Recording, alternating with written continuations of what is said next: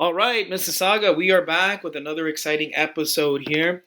It's always an adventure for me because I'm always trying to find people, opportunities where not only where I can grow, where I can share the wisdom with the listeners as well too. So earlier this year, there was a holistic fair right here in Streetsville, many vendors, and I wish I could have them all on the podcast, but there were certain ones that actually stood out for me. And the next guest that I have is Melinda, and she had like a stage get together, or not even a get together, but a little discourse where she was really enriching some great information. I'm like, I gotta have Melinda come on my podcast. So I went to her booth and I'm like, hey, Melinda, how's it going? And we had a great conversation. I go, look, I want you to come on my podcast. And she's like, yeah, absolutely. So before we get started, Melinda, I just want to welcome you to Mississauga, Keeping It Real. Thank you so much. I'm really excited to be here and I'm excited for this conversation. Yeah, so just before we sort of went live, we were just having wonderful conversations. Melinda was just asking about going to getting away from Western world and going to the East, and what a great opportunity it was. It was, and you know what, Melinda? Let's start off from there. I just find that there's a big paradox, if that's the right word, between the East and the West. How we sort of perceive life, how we connect with people, the social life versus here, like in Western Canada or the Western world is, I feel like it's just go, go, go. In the East, people actually take time out for themselves where they want to enjoy, relax. Have you done a lot of traveling? Have you gone to the East or anything like I that? have done a lot of traveling, but actually it's interesting because I have not spent time in the far eastern part of the world, which is really interesting. However, there are many countries that also function in that way of more relaxation, more ease, more consciousness, more time for life. Even in places in Europe where it's like, yeah, work is secondary and life is primary.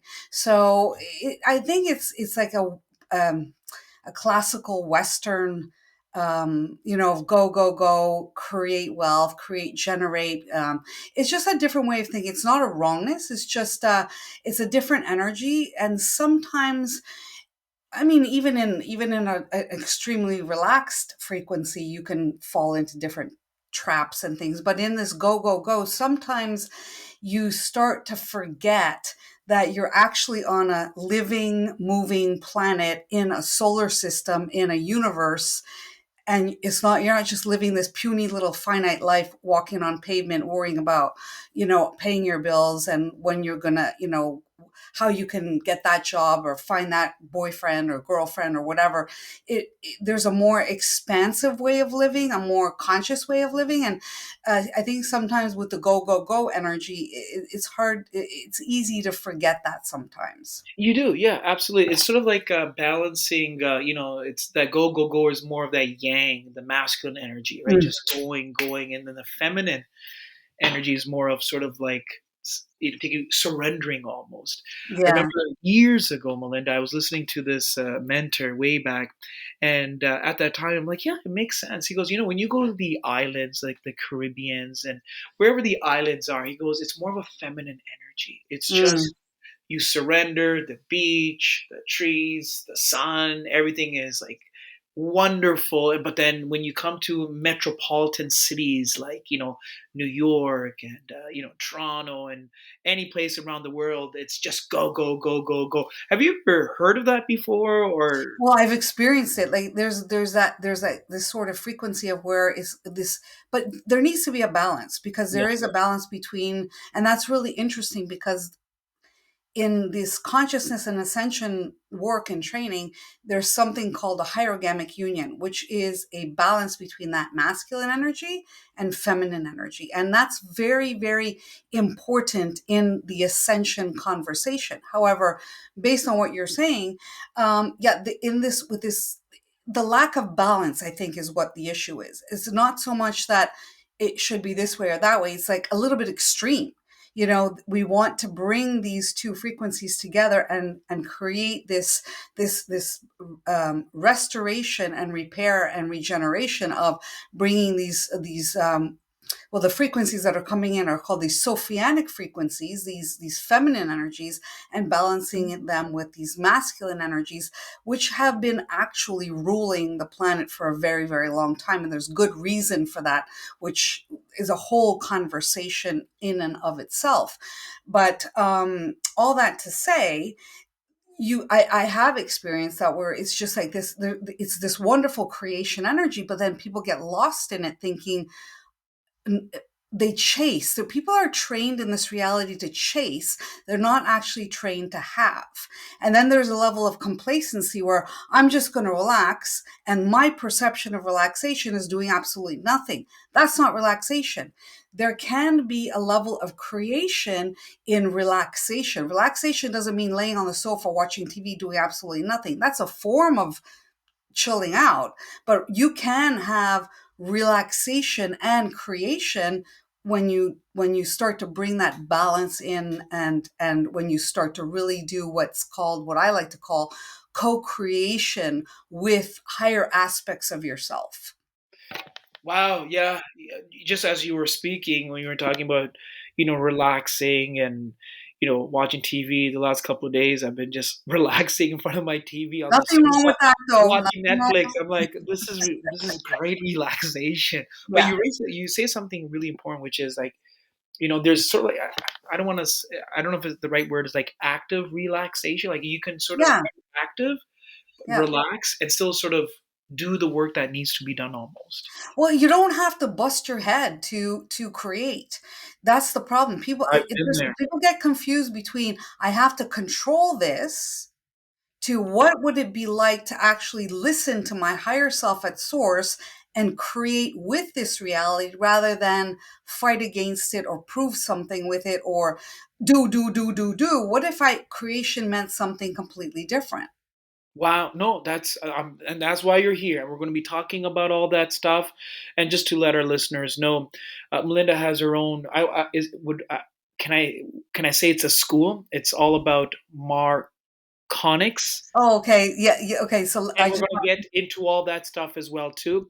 But before we do, Melinda, I want to take a step back. sure, How did this journey start for you? Because I feel that the world is going through a big change. it is. And if you're not ready, then goodbye. If If you are you're not ready, ready, it's going to be very, very uncomfortable because it's not stopping. exactly, exactly. How did you get into this world of, co-creation, manifestation, Well, spirituality? Like, is this interesting. something innate, or was this something that came about for you? Well, I think some of it was innate. Like since I was a little kid, like 13, I wanted to go and explore this spiritual stuff, which is kind of weird for a 13-year-old kid. But I started like reading a bunch of books. My mom was really into it, so I sort of followed in her footsteps. She never forced it. She didn't even talk about it. She just came home with books, and I would ask questions. So I learned at a young age, asking questions opens a door to greater possibilities rather than, and I watched her and she didn't tell me what she was doing. She demonstrated what she was doing, and that created curiosity. And curiosity is what allowed me to create my own path rather than just follow somebody. And so that was really interesting. But I just lived this normal life being very interested in the spiritual stuff. And then things started to occur, maybe not so pleasant things, but since I was young, I was always like in all the jobs I had, it was always the office psychiatrist. People would come and, tell me all their problems, whether that was fun for me or not. Luckily, that was fun for me. And then I started going through a series of very interesting things. Primarily the big shift was when I developed, or what I like to call, and I know this sounds weird for some people, I believe everything is a creation. Like you create everything in your reality. Sometimes we create great things and like, wow, that was great. And sometimes we create a lot of crap. And it's okay if you create garbage or not so good experiences because you learn from all of them. And if you acknowledge that, wow, I created this, now I understand and I have the power to choose something different. If I believe this is happening to me, I don't, I'm powerless. So I created in my body something a little bit close to on the border of stage 4 cancer really quickly. And so I had to get into action and utilize all the wonderful spiritual teachings that I learned and put them into practice. So put your money where your mouth is, basically. And so I started that journey and I thought, well, I'm a little bit of a control freak. So I thought, well, my daughter's really young. And I thought, well, I have a different point of view about death. I'm not really concerned about, it doesn't mean to me what it means to other people. But I thought, you know what? My daughter's really young still. She needs her mom. Her dad's great, but I don't know if I want to just let him do all of the parenting. So I thought, let me just stick around for a bit and fix this or heal this. So I went through this process. I did have to go through chemotherapy. I did ask for an unmistakable sign for that. I went through that whole entire process, which I would not wish on anybody. However, I would never have wanted someone to heal that in me, because what I gained from that experience was unmistakably and undeniably, exquisitely perfect for what I'm doing right now. And if was taken away from me, I wouldn't be in this space. So that's what started this whole thing. And I started reading more stuff, and I started applying my tools. And then I went from being a senior graphic designer, which is what I used to do for a living. And then I just stopped all of that, full stop.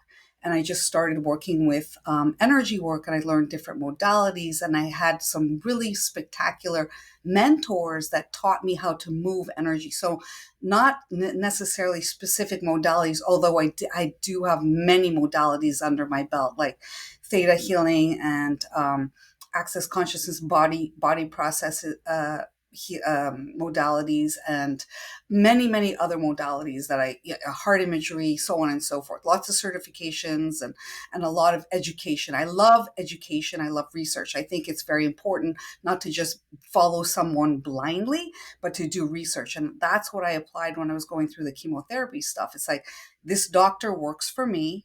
My taxes pay their salary. I'm going to take the information they have. I'm going to assess it, and I'm going to give feedback and see where I land with that. Well, the medical board or whatever doesn't really like that very much. Well, too bad, because it's my life, and I'm the one who has to explain to my daughter if mommy's going to be around or not. So it's like, no, I'm going to take matters into my own hands, and I'm going to work with what I have. And that taught me a whole bunch of lessons. And it also taught me how to speak to people in life or death situations, in situations that are pretty severe, intense, very emotional. It taught me a lot of stuff. So that's why I say I wouldn't want to I would not have wanted that to be taken away from me. I would not have wanted someone else to so-called heal that from me. I knew that I had the capacity to change my reality based on the things that I understood, based on all the teachings and the learnings and the studying and the research that I had done. Wow. So not only through this whole process, Melinda, were you able to gather a lot of the tools that you have said, but it also seems like it was also a very transformational period as well, for you as well. 100%. Yeah, you got it. Yeah. Well, yeah, because you're not goofing around. I don't take death like, oh my God, I'm dying. It's a big trauma. It is what it is. However, I also don't take it like I can just sit back and do nothing. No, I have to be active, but not active panic, active neutral. Bring yourself into that point of 0 point, that point of stillness, and function from there.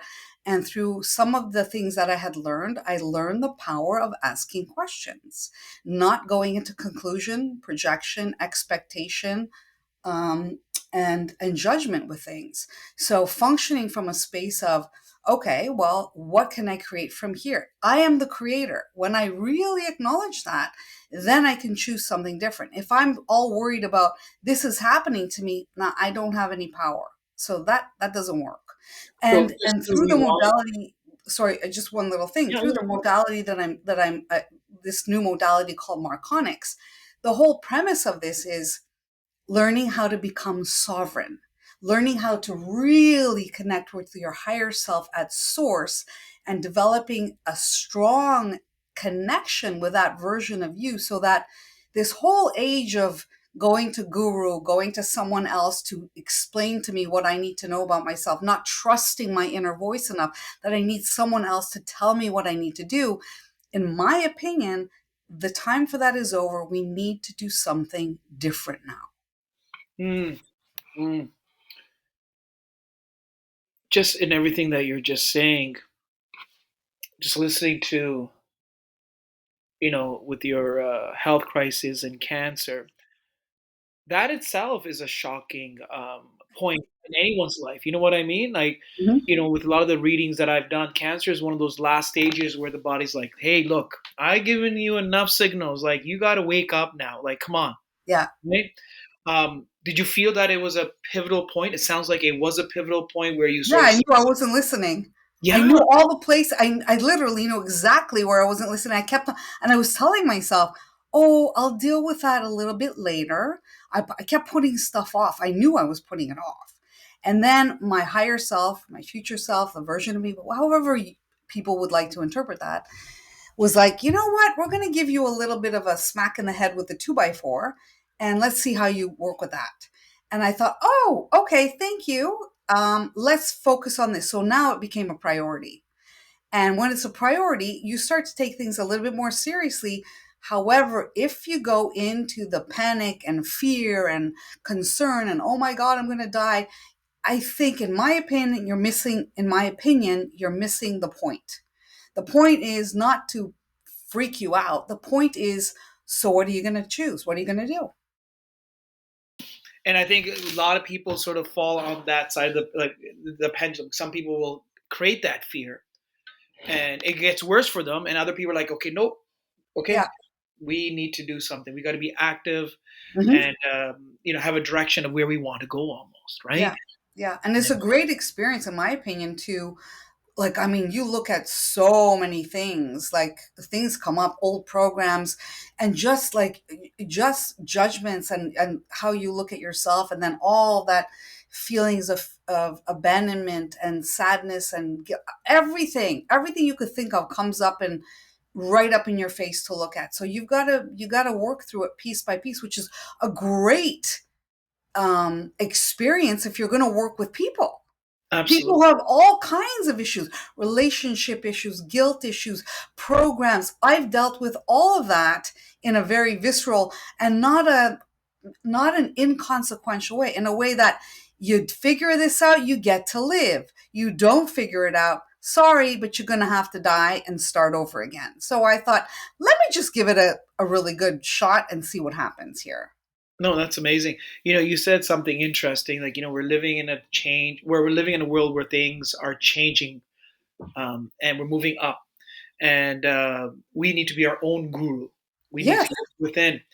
Um, but there is a place to go to a teacher to learn yes, knowledge and information. You're not saying that 100%. you shouldn't be going to somebody because even those who come to you, you're giving them a service as well, too, correct? There's a difference between gathering information and researching and and using that as a catalyst for change in your own reality, as opposed to going and to someone and saying, what do I do? What do I say? How should I do it? And not trusting your inner voice. There's two completely different Mm, things. I'm all about, I love research. And yeah. I love, hey, talk with your friend about XYZ. But here's the key word, key word, discernment. You have to discern what's true for you. You're not following someone blindly. That's the difference. True discernment means understanding how to interpret a frequency and if it resonates with you and what is true for you. Now, that requires a level of understanding and knowledge and skill. And we are not trained to do that. In this reality, we are trained in some respects to follow blindly because it's easy to control people like that. to follow blindly, to live in fear, and to trust somebody else that you think has more knowledge. Yeah, there's somebody out there has more knowledge. So that's why I took all these classes. Marconics is not something that I just magically, popped in my head. I had to go to classes. I had to educate myself. As I'm educating myself with this particular modality, I'm activating DNA. I'm activating codes within my body, and I am activating long dormant energies in a form of remembering. And the teacher is just helping me to remember. She is not saying, follow me. I am going to be your new guru that you're going to follow blindly. These are two completely different things. Which make total sense. As you were just speaking, Melinda, years ago there was this. It was on YouTube, and he was an Indian person, and maybe late or mid 20s. I don't remember exactly, but he was going through a period of depression, and so he decided to do a documentary. Everything, like his whole world, just turned upside down. And then people are telling you, hey, why don't you go to a guru and get that healing, somebody who knows more about life and this and that. He goes, you know what, I'm going to do an experiment. He goes, I'm going to become the guru. So what he does is, even though he's completely depression, he goes, I'm going to become a guru, and I'm going to open up an ashram where I will have devotees. He goes, I'm going to see how this goes. So then, through his journey of being this guru, his depression went away because now he's speaking in a position of power and supporting his devotees. Okay, so a year goes by and he has a full following, and then through this whole process, in that documentary, he has like one-on-one conversations with, like, just like with the camera, saying like, oh my god, what's going on? How am I supposed to tell these people that I'm not a guru, that I actually started this because I was totally depressed, and I thought maybe by helping other people that I may get out of my misery. So the day finally comes, and there's a couple 100 people sitting there. And goes, there's something that I have to tell you. And everybody's like, oh yes, guru, yes, please tell us what's going on. And long story short, he tells people that I am no guru. I actually started this because I was depressed, and I thought maybe if I can help others, I can get out of my depression. And he goes, I have. He goes, I don't want to take away from everything that I shared with you because it was real and genuine. And it shows how powerful the mind is when there's a shift. Number two, some of the people didn't appreciate that. They're like, nope, I thought you were the real deal. They got up and they left. So we can be our own gurus. And I think that's the message that I want to share. We can be our own person. Well, 100,000%. So this is all about, I think, moving forward in this reality, becoming sovereign is going to be key, because if you're not able to do that, you will not be able to discern frequency. And if you can't discern frequency, you're going to be sucked in what's called reversal currents and a whole lot of stuff that's hitting the planet really hard right now, which has a lot to do with why Marconics came into this world in the first place. And it's a beautiful story of how this all came about, which, if we have time, I can share parts of that Oh story yeah, go for it. with your audience of why Marconics is here and what's going Let's on start with off. it. Let's rewind a little bit, Melinda. Yeah. What is Marconics? You were talking about frequencies, and I was going to ask you, but what is frequency? So I don't know if it goes hand in hand with Marconics. So I'm going to leave that up to you. So you want to talk about frequencies, Yeah, Marconics? now I'll give a little bit of a back end so Sure, it let's do it. makes a little bit of sense for people, because it's a very interesting story. Marconics is an energy modality. It is an energetic healing modality, although healing is not the primary focus. Naturally, healing is a natural result of when you release density and karma, and when you start to shed the miasmic energy that has been holding you back for eons of time, naturally the body is going to go through a healing process, profound healing process. But Marconics doesn't focus on, we're going to heal your elbow today. It's not about that. But healing does occur from this process. And not only it is Marconics an energy modality, it is also a mission, and it is about helping humanity move forward in what's called this great shift of ascension, which is a very interesting story.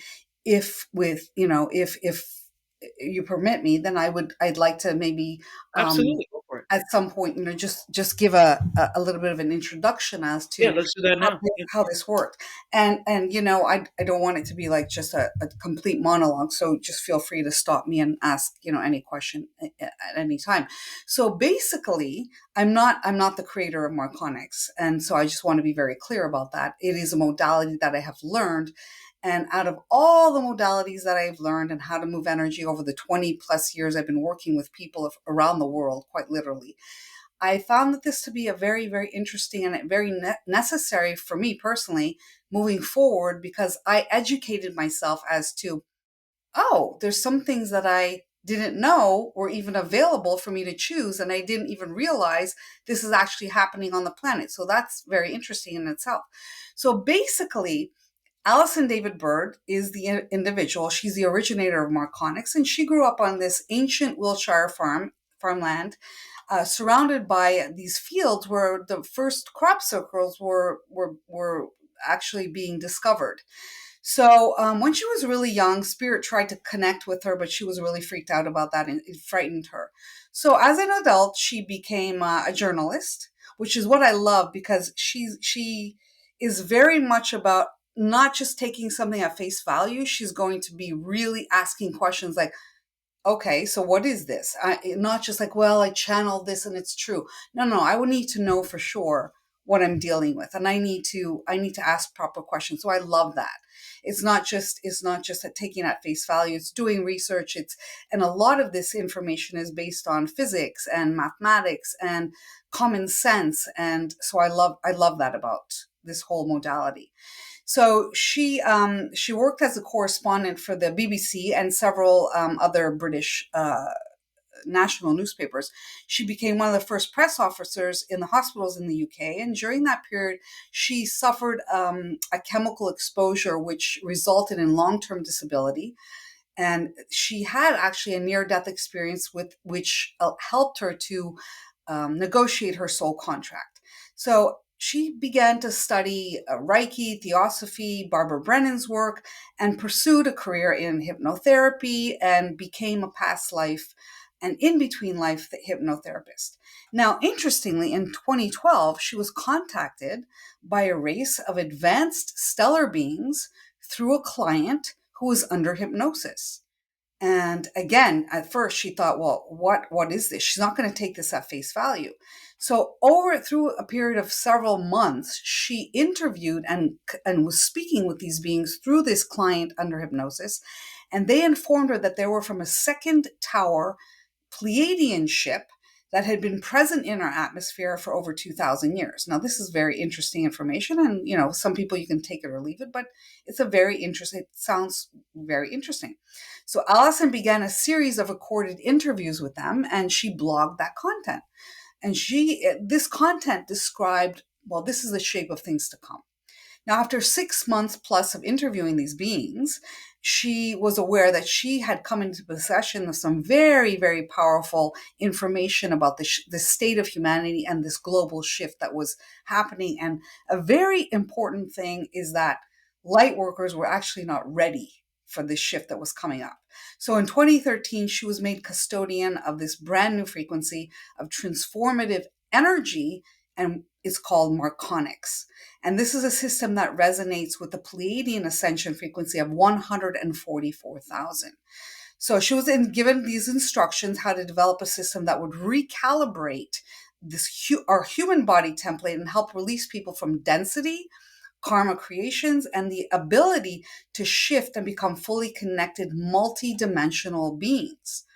So let's just backtrack for a second. Typically, planetary distress. So planets, how did we get to where we are and where we are at this particular time? So if you remember at the end of World War II, after the first nuclear bombs were detonated, that was a really intense time for the planet herself.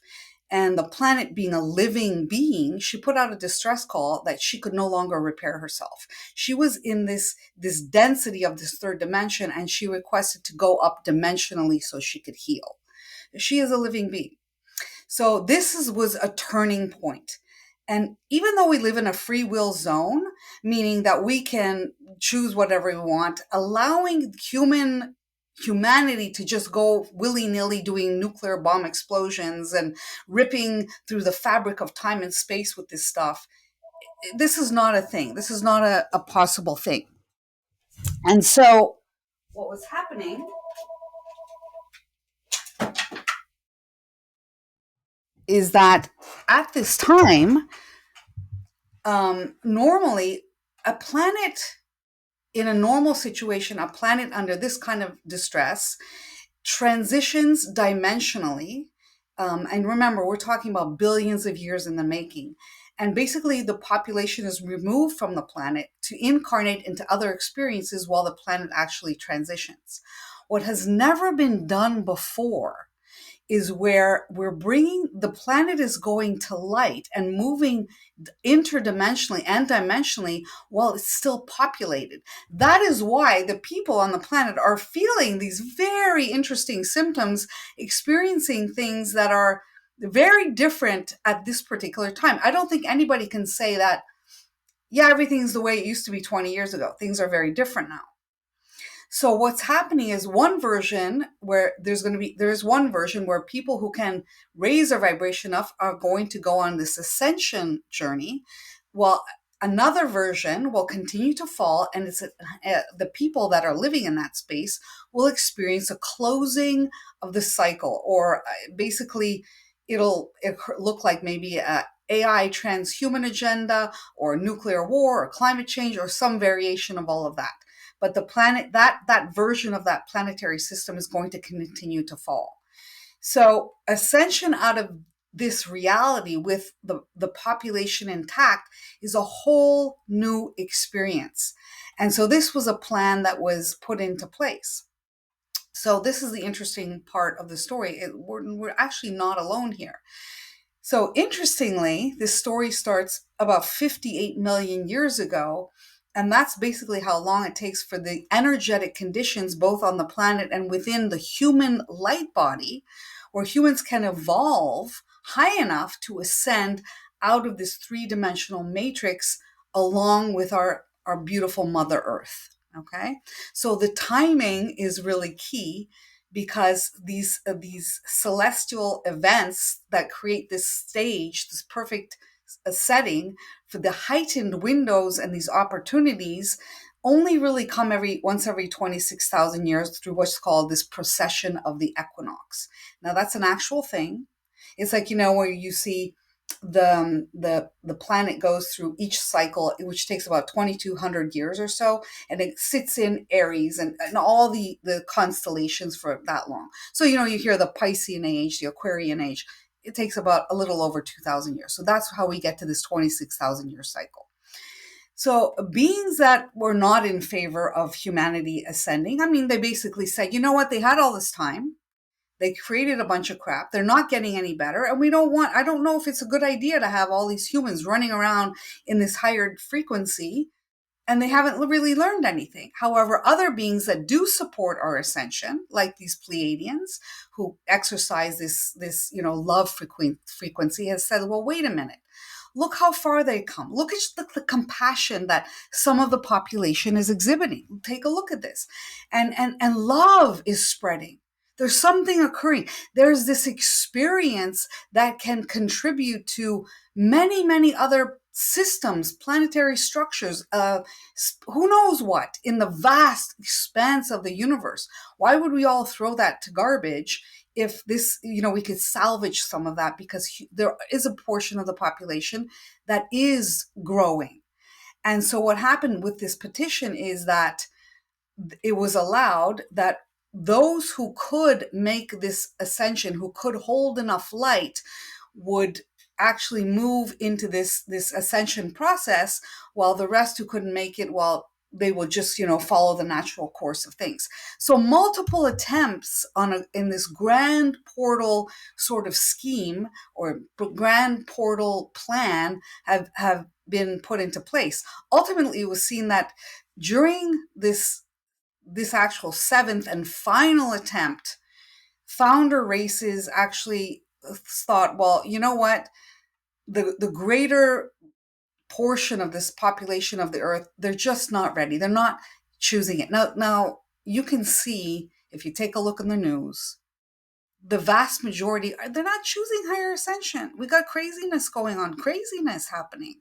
You don't need to be like looking at, channeling and this and that and look at tarot cards to know that this people are choosing some craziness. And other people, they are now starting to perceive energy and frequencies of consciousness and expansion and heart opening. So you've really got this bifurcation, this dichotomy going on. Those that are going, nah, and those that are going, I want more. And those that are saying, I want more, are feeling this urgency, which is really, really interesting.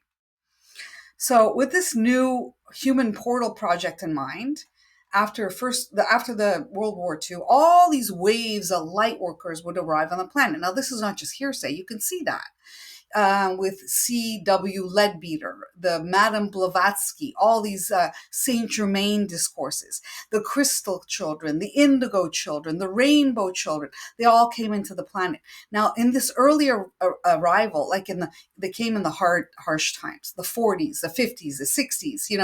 They were in the 40s. They were trying to evoke the change, and just after the war, and then the 50s, that was a whole other ballgame, and then the 60s was like, whoa, we're free. But all that to say, even though they tried to create this change, this planet is so beautiful, so magnificent, but it's really dense in terms of the heaviness and the separation and the duality. And eventually all these beautiful waves of volunteers, they sort of succumb to the energy of, it's hard, we got to actually get jobs, we got to pay our rent, we got to take care of our kids. And they've fallen into these fear frequencies. Right now, the planet is being bombarded with these higher light frequencies that are raining down on us, Where are they impacting. coming from, these frequencies? These frequencies are coming from all areas of the cosmos. Now, the thing is, when we have Outside of our solar system too? no, within our Milky Way system, but also don't forget we're affected by any cosmic burp or blip or meteor shower or alignment or eclipse. All of that affects the human body, the human DNA. I mean, look how many people they say that it's a full moon, and they're like, "Oh, I'm crazy! It's a full moon." Well, just a full moon will affect your body. Never mind a Pleiadian, a shower, neutron windows opening, stellar alignments. Some alignments only occur, as you know, eclipses and different things, different alignments only occur once every 1,000 years or 5,000 years or 200 years. So they all have effects on the body. And as these alignments are coming into place, as we move, the whole solar system moves. It's not static. So as we move above the galactic core, the galactic plane, we are bombarded with frequencies coming in from every direction. Now, don't forget, these are hitting the ley lines. So they're coming in from the earth, from the cosmos, hitting the earth, going into the earth. So they're coming in from above, and then they're hitting the earth and coming back from the earth. So we're getting sort of sandwiched between all these frequencies, getting bombarded. If we do not have certain upgrades in our body systems, it's going to be really difficult to assimilate and handle and manage these frequencies that are influencing global events and conditions. These frequencies at this time are meant to strip away the old and allow this new paradigm to come forward, you see? However, it's sort of like, wake up, everybody, smell the coffee. It's time to steer the Earth ship away from catastrophe towards this golden So age. here's a question then. How do with everything that you've said, it makes sense to me. If I can just make a connection, me being a Hindu, Yes, we also believe that life itself is in a cyclical cycle as well. yes, And right now, we believe that we are in Kali Yuga. Kali Yuga is a stage of life, a cyclical cycle that keeps repeating, but we're at the end of it where life itself, we've lost touch with our spirit. We've lost touch with our givers, God, universe, and our heroes are not the our gods or goddesses, but rather our celebrities and the people that we worship, and they've become like, it could be a basketball player, it could be a hockey player, it could be an actress, it could be a singer. So we've lost touch, we've lost that spirit within us. So, and then after that, there's the golden age that comes. So just as you were talking, I'm like, I'm sort of just making a That's cross. 100%, 100% exactly what I'm saying. Yeah, And I think every culture, exactly, every ancient, exactly. spiritual truth has Yes, seeds that have been planted in yes. for now. Like, but people think that this is going to happen in the future. It's happening now. We're in Now it now. It's happening now. It's not happening over there tomorrow. Exactly what you're saying. We are in the thick of it in the we moment. are. So this is what you're saying. You're saying it from this this this beautiful painting that you're painting. I might be painting with these colors and That's right. showing my painting. You're painting with your painting, but the paintings are saying the same thing. It is. Like See? even in Christianity, they talk about the apo- Apocalypse. apocalypse. It's here. We're in it, Exactly. We are right? in the thick of it. It's not going to happen tomorrow. We are Yeah. in the thick of it, and people are have been living with this for so many eons of time. We always are expecting it to come. Well, here's We're in it. we're in it right now, right here, You right know. now. So Melinda, how those who are listening, how do they know that this is their time to expand? Because are there clues along the way, or were we born? Maybe there's some that will never. They're like, hey, Well, it's yeah, it's a choice. It's a choice. it's a choice. People can choose. And you know what? I think a lot of people that I'm noticing coming in, like for sessions or contacting me, for example, are saying, I feel something, I sense something, it's just out of reach. I can't really get it, but I know something. And all of them say they have this sense of urgency. There's an urgency. They can perceive these energies coming in, they just can't access it. And there is a very, very good reason for that. The vessel, the template, the light body configuration was that we currently have and are functioning from was never designed to go beyond 3D. It's perfect for a 3D experience, which was appropriate as we live in this cycle of birth, death, and rebirth, which is a manner of phase locking, which means that you're going to stay here, clear up your karma, or it's hoped that we're going to do that, and then move on to ascend.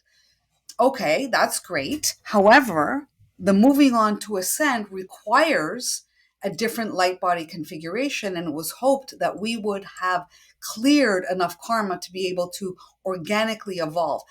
There's the issue that I wanted to bring to light, is that has not happened because of a lot of different things that are occurring. There's a lot of energies that are in opposition to humanity activating these frequencies, and a lot of people are now functioning from fear.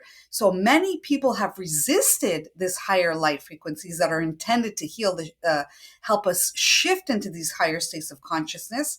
They're having a hard time assimilating and anchoring these energies, and they're getting these hard to define illnesses like depression, fibromyalgia, chronic fatigue, autoimmune disorders. Our physical and etherical vehicles are too dense. We haven't been able to activate our higher energy systems organically as a result of the corruptions in what's called the crystalline grid, our DNA, and our light body templates. So the collective environment of fear, here's the thing, fear programming is trapped in our own systems, in our, the programs that you have running in the background. If your conscious mind could have fixed the problem, if your ego could have fixed the problem, you would have done it already. It's the programs in the background that are playing that you don't know that you don't know that you have, that are causing a little bit of a problem. So these now fear doesn't have to be full blown panic. Fear can be full blown panic, but it could also be this very low level anxiety. It doesn't really bug you too much, but it's like always there. It's a form of fear. And these systems keep us trapped and weak and under control, which is a natural part of our 3D system for survival. And this this is kind of now sort of has been going on for so long that this is what is keeping us from rising and reaching our highest potential. And many people are feeling this rising chaos and this increase in intensity globally. And a lot of people are feeling these shifts and even just going like something's got to give here. So this return to light requires a dimensional shift. For humans, this has been referred to as ascension, raising your vibration, ascending to higher consciousness states. Now this grand portal style of ascension was not able to be leveraged because into this 5D higher dimensional frequency, because the collective wasn't choosing this. Like in 20, it was light workers thought at 2012 we're all going to hold hands and sing kumbaya, and then we're all going to sing. I remember that time. I even was like, okay, we're ready, and then it didn't happen. Like people were like, what's going on? And so basically we're all passing. There was an ascension of sorts. So we didn't go into this fifth dimensional location. We're more in a fifth dimensional vibration if we can achieve that energy.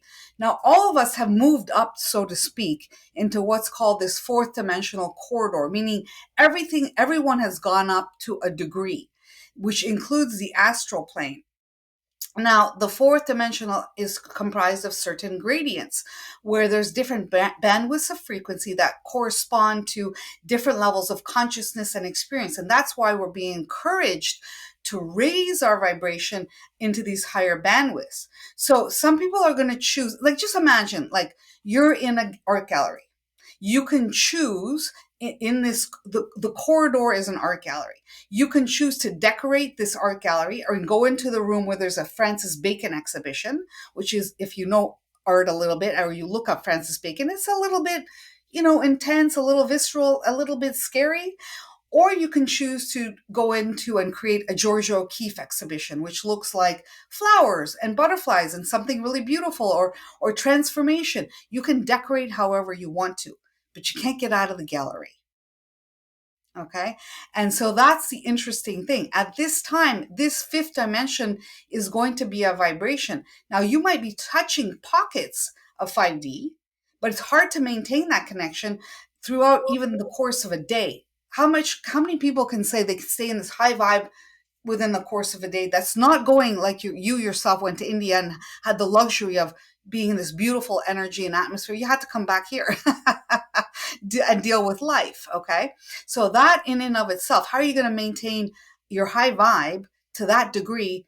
Never mind just for a day, but to maintain an entire shift of a planetary system, it's a little tricky.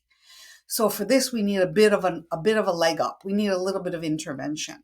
So basically, this current chakra system that we're functioning from, and this tetrahedron light body, which kind of looks like a Star of David light body, which is called a Merkaba, and it translates into chariot or vessel. So your light body configuration is designed specifically to keep you in density so you can have these experiences. It doesn't help you to go beyond 4D. 4D is lovely if you could stay in the high vibe, but there are some people that are literally choosing to go higher. That's not possible. You're not going to be able to climb Mount Everest in a Fiat. You're going to need a 4x4 to get to the top of that hill. Okay. So what's happening is, to sustain a permanent shift at a higher dimensional frequency, your vibration has to be raised and you have to get out of what's called this phase locking. So a true dimensional experience is going to be experienced when you're able to move out of those frequencies. So this intervention, and in my opinion, is the frequency of Marconics, which is here to assist. It's not here to replace. It's not a guru. It's not, okay, I'm going to now worship something else. It is simply here to assist you to step out of your fiat, get into a 4x4 with provisions and everything that's required to go beyond where no one has gone before. So everything you mentioned about the golden age and so on and so forth, that's beautiful. And that all those spiritual teachings were perfect for us to get here. There's no books going forward. We are writing the books. We are writing the books. All this other stuff was perfect and appropriate to get us to where we are. But we are now going where no one has gone before. And that's the tricky part. So, how the heck do we navigate that? And That's that's my where, next question. So then, does Marconics or the founder, do they provide tools where we Mhm. go inside now? So when somebody comes and sees you, Melinda, what Yeah, is the process? Are you removing old belief systems? If I can, that's the first question. Second question that I had was, you said that some people are not ready to move on to the next elevation because they may have beliefs after beliefs, beliefs, beliefs, beliefs, and they don't even know they have these yeah, beliefs that are blocking them, right? So then yeah. how do these people ever come to a realization that, oh my God, I have a belief? Like some people never, is it then just their destiny then that they Well, won't be able some to people, move on? I think it's their contract. Mhm. Basically, there's a lovely saying: your contract will determine how far you can go. Your contract will determine how high you can go. Your ego will determine how far you will go. So you're always in control. This is your life. You have the right to make choices that feel good for you.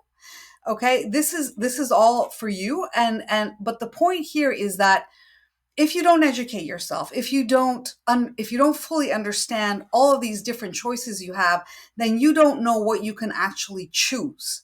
So the point is that if I don't know what my options are, then how can I choose something greater?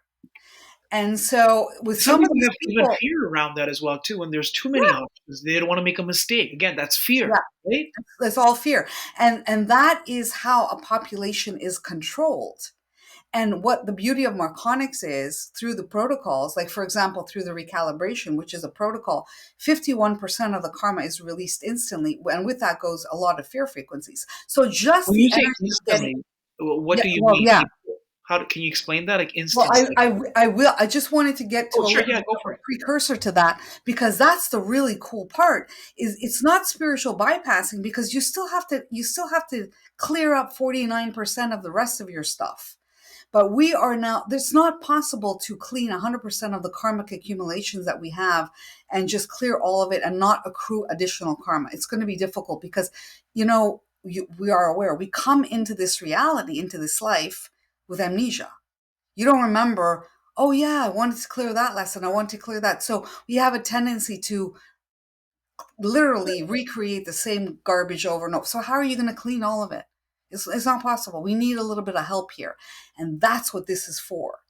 And that's what this is all about. So this is about giving you the tools, giving you a different configuration, releasing you from miasm, releasing you from the caps that are literally on the chakras that are stopping you and blocking you, releasing you from a closed toroidal system, how the energy moves through the prana tube, which you're aware of, I'm sure, how energy moves, how it's closed to an open source fed system, reconnecting the axiotonal dormant multi-dimensional frequencies so you can go higher. So you actually go, well, wait a second. I didn't know about this, and the other. And as you educate yourself, so this is us going to learn, going to classes, going to speak to people, to educate yourself so you can discern what works for you. Now, that individual that you're speaking about can choose that or not. It's your free will, and your free will is going to be honored. You don't have to choose this. It's like I tell people, some people like to shoot the messenger. I'm just here to deliver a message. I'm not any guru. I'm not here to tell you, oh, I have all the keys to the kingdom and I have everything. I know everything. No, I have information that's really interesting information that you may not have.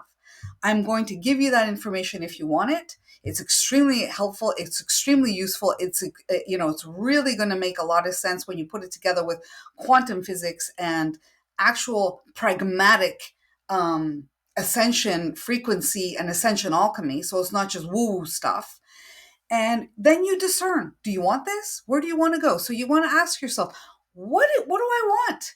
But we're not trained to ask ourselves, what do we want? We're trained to chase and hunt and be in fear and put out fires and get distracted. These are all distractions. When you start to get into these higher realms, you start to realize, oh, I'm in a holographic reality. This is not it. You get into that really woo-woo stuff is, ooh, am I here with you? Benu, are you real? Or is it just me in this universe? You start to contemplate these other things, but not from a place of nonsense, from a place of actual awareness, so that your consciousness actually moves into a place that is literally extraordinary and exquisite. And once you reach that space, it's like, wow, I don't think I want to go back to where I was. Have you ever experienced that? Where you are? But let me just ask you, Bannon, where you are now. Would you like to go back to where Oh you yeah, were when you were 16 absolutely. and just know that then, Yeah. and completely erase everything you've learned? Would you like that? Not so much. So No. just saying. But again, you have to respect and honor some people. There's a lot of people that are like, no, I'm not having it. No, I want to just do my 9 to 5. I want to enjoy the bubbles, the Maya illusion and Yes. glamour of this fourth dimensional corridor. And I want to stay here. I don't care. Remember the movie The Matrix? Red pill, blue pill? Well, remember there was a guy who said, I don't care if this is fake. Just give me a steak, give me some power, give me a beautiful house, and I just want to go back and take the red pill and be plugged into the matrix. I'm good. And then there's the other people like, no, give me the blue pill, unplug me from this, and let me create something different. Let me recreate Zion in the movie, whatever that meant for them in the movie. Interestingly, in that movie, in The Matrix, the guy said, we have recreated Zion. Zion is a place in that particular movie, the Matrix.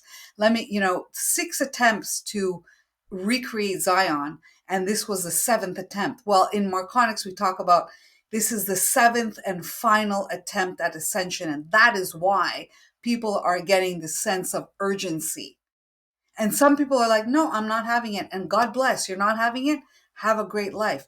It is not for us to judge their choices as right and wrong, good and bad. It is for us to give them information, show them there's a different way, show them there's an opportunity that, hey, you may not have known that you can eat lobster.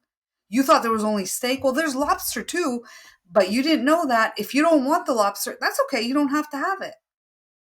You It see? makes sense. It makes sense. The founder of Marconics, um, it's come a long way Mhm. from when it originated, or when it actually. Sorry, what year was this? When Well, this? she came into this information at, I believe it was 2013 Okay, when 2013. this all came to her, and she began the beginnings of this and started to practice this and teach Okay, this and bring this. It's very popular in America. It's in Japan. It's in Europe, and it's basically me and as an advanced teacher and practitioner, and another lady, one person, one initiate teacher in BC. so there's only two in Canada. You said? Pioneers in Canada. Yeah. Yeah. Bringing it, Oh, and that's it's cool. starting to thrive in Canada, which is a beautiful thing because basically the human, like we call it the human 2.0 template, can only cope with a subset of energy. Yes. So it's basically, this is an operating system. Consider that as an operating system. Modalities that are beautiful, like Reiki or Shiatsu or angel healing or Qigong, they're beautiful modalities that are designed to support subsets of energy for healing the human 2.0, which is limited to that fourth dimensional corridor we talked about, that is not going to be able to go beyond 4D. These modalities are not able to effectively trigger the development and activation of the ascending fifth dimensional light body template, which is required for ascension out of 4D into 5D and beyond. There is a beyond 5D, people. That's really interesting. So where all these modalities end, Marconics picks up, and that's why it's called the evolution of energy healing. So it was handed down as a vehicle for ascension, and it's to help the light body, the fifth dimensional light body, and its evolution as it moves forward. So basically, our original chakra system, as the conical chakra shaped, our original system of how it's supposed to Did be she talk is. about this in her like Marconics, like with the Yeah, chakra in the book, system? there's a great book. I mean, Clarion Call and Angels of Atlantis. You can get it on Amazon, and it goes into big details with all of this, Oh, which we can't do here. But The thing is, this and in the classes we teach all of this, which is this is what I love about this higher education. The classes that I teach, level 1, level 2, and then ultimately level 3, it is to assist you to raise your vibration. Because where do you want to go? What is your spiritual journey? You want to ask yourself, where do I want to go with this? What do I want to do? Do I want to live this 9 to 5 and just be here? Okay, well, go do that. You want something higher? In my opinion, you're going to have to educate yourself. Period. That's the Our case, right? Like a lot of people assume that once the typical education is over, like by high school or college or university, that's it. Like that's all the knowledge that one needs. No, life is.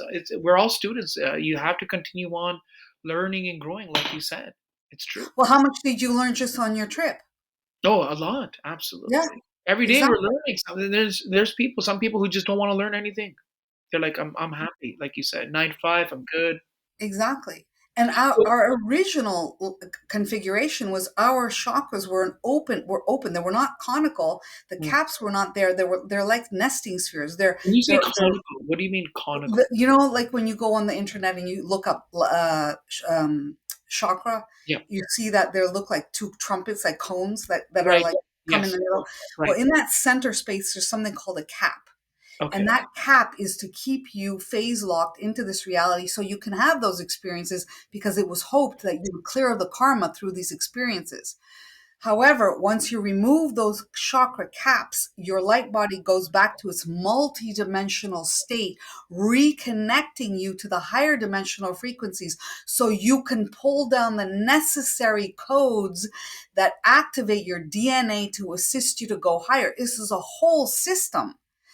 And what happens is this will help to activate your blueprint that was lost during the humanity's fall from previous ascension, attempts. So, we all have in our story, in our history somewhere, whatever our religion is or whatever, Adam and Eve fell from grace, the Great Fall, the Atlantis, Lemuria, Egypt, all everywhere you can see in these stories there was a fall from grace.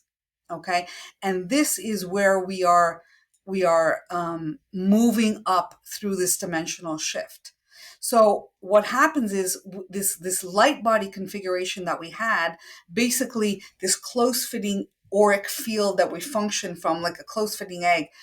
Originally it was this beautiful open source fed system. So through the Marconics protocols, we reactivate that through these reactivations, through this axiotonal reconnections and reconfigurations, so that now we are literally being able to pull down and assimilate the codes and the frequencies. Remember at the beginning of the call I spoke about this hierogamic union, this balancing of masculine and feminine. Well, that's a very large, very complex conversation, but at the most basic point, we are balancing the Sophianic Christos frequencies, or some would say, like biblically, thy rod and thy staff shall comfort thee, the rod and the staff, the masculine, the feminine, protons, electrons, electric, magnetic. This all refers to, you can relate it back to quantum physics, balancing this experience. It doesn't mean running out and getting a soulmate that's male or female. It means within your body template, you are balancing these electromagnetic frequencies. So in many modalities, they talk about moving from carbon-based body or configuration to crystalline based. And that is where all these bonds, these ionic bonds, are moving from this denser energy into a higher light body configuration. You could even trace this back to the philosopher's stone, that they talk about. Mm. That's not a stone. That is like an alchemical process, basically turning base metal into gold. And that's what we're doing. It is this elusive, mythical elixir, fountain of youth, whatever you want to call it. And it's basically the what birthed modern day chemistry, right? So Mm. because people in their pursuit for this magical elixir that turns base metal into gold, they started playing around with chemistry and boom, here we go, actual chemistry.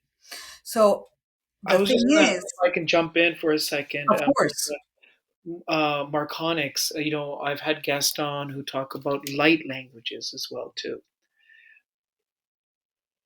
Does Marconics have a part is there a part of because that's what you're bringing down. You're bringing those light languages. You're bringing those codes in. Yeah. Does that is there a relationship between light languages and Marconics? Yes, and light languages means different things to different people. And the thing is that ultimately the light language that you want to engage with is frequencies that you are receiving from higher versions of you beyond this matrix, beyond this grid, beyond this universal frozen miasmic corrupted system, where literally a point of you in the future is far in the future in another universal structure is meeting you here, okay, and giving instructions. So you are literally reconnecting with you. Who's the guru? You are. Who better to give you advices and instruction than you? Banu, I don't know all of the versions of you. I don't have the roadmap to your entire existence from the moment God breathed you forth onto this planet, but your higher self does. Your higher self has the entire roadmap.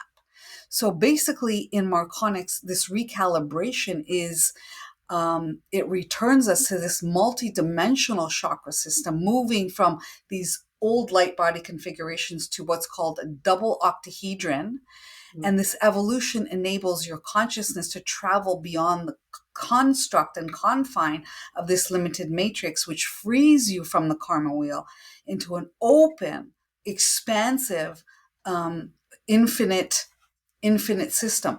And it's basically the only way to it's you coming back through time and space. Remember, we all talk about time is an illusion and blah blah blah. It's a nice concept, but once you really understand it pragmatically, it's no longer a concept, it's an actual thing.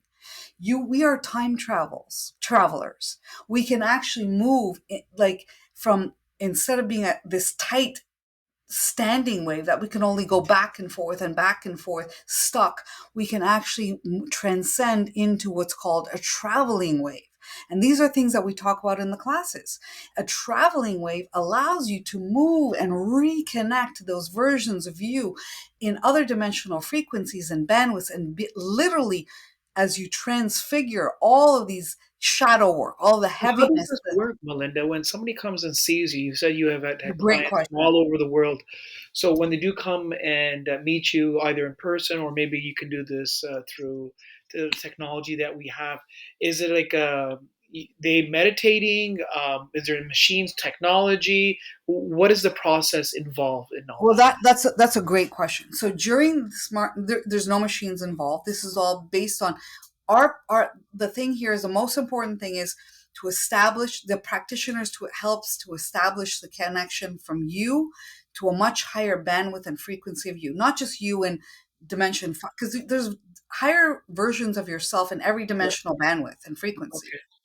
This is how you can connect to a much higher version of Do you. you vibrate at a higher level then? Like Well, you're like a I channel? mean, I have activations, and my consciousness definitely vibrates at a much higher level, but I'm still here in 3D or 4D. I still have to pay my bills. I still function Yeah. from ego, but I am able to access different energetic frequencies because of where I have chosen to go, what I've chosen to do, and through this recalibration. So typically during this Marconics energy session, the practitioner acts as a bridge between the dimensions, enabling this sacred, in this sacred protected space, so that the client can access their own higher self lineage, which includes all aspects of yourself, all the way up to source. So you don't just have one version of higher of your higher self. So what's required here is, from the practitioner standpoint, is you have to have zero ego moving into this. You cannot be going, oh, we're going to heal this, we're going to do that. Now, so we're just basically plugging in, and the team and the higher self is what is literally ministering what is required for the person. So The quick question. intention. Yes, So go ahead. when somebody comes, Yeah. um, are they getting the downloads? Are you Yes. getting the downloads and then transmitting it to Mhm. them? Do they come in and say, "Hey, look, I have some relationship problems, abundance issues, finances," and you're like, "Oh, okay, hold on," and then you channel, No, No, Okay. I no. It's I basically so basically what it looks like is